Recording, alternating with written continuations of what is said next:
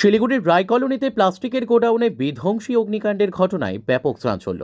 শিলিগুড়ির রায় কলোনিতে প্লাস্টিকের গোডাউনে বিধ্বংসী অগ্নিকাণ্ডের ঘটনায় ব্যাপক চাঞ্চল্য ছড়ালো গোটা এলাকায়। জানা গেছে বৃহস্পতিবার রাতে ওই প্লাস্টিকের গোডাউন থেকে আগুনের ধোঁয়া বের হতে দেখতে পান। এই দেখে স্থানীয়রা আতঙ্কিত হয়ে পড়েন এবং তড়িঘড়ি খবর দেয় দমকলকে।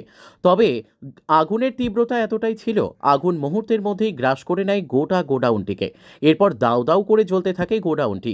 আগুনের খবর পেয়ে ঘটনাস্থলে ছুটে যায় প্রথমে দমকলের দুটি ইঞ্জিন, যদিও পরবর্তীতে আরও বেশ কয়েকটি দমকলের ইঞ্জিন ঘটনাস্থলে পৌঁছে আগুন নিয়ন্ত্রণে আনার চেষ্টা চালাচ্ছে।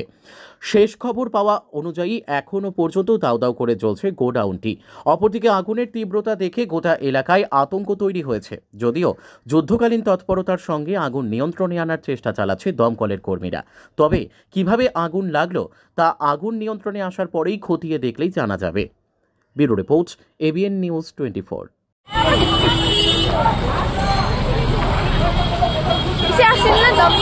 হ্যাঁ ফুটিবা দুইটে দেখলি ফুটলো যে না বাপরে, যদি গ্যাস ট্যাস রয় তাহলে না আরো বেশি।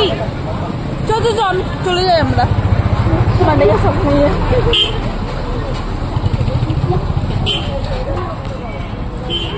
হট না এ বিচে এটা দেখা না এটা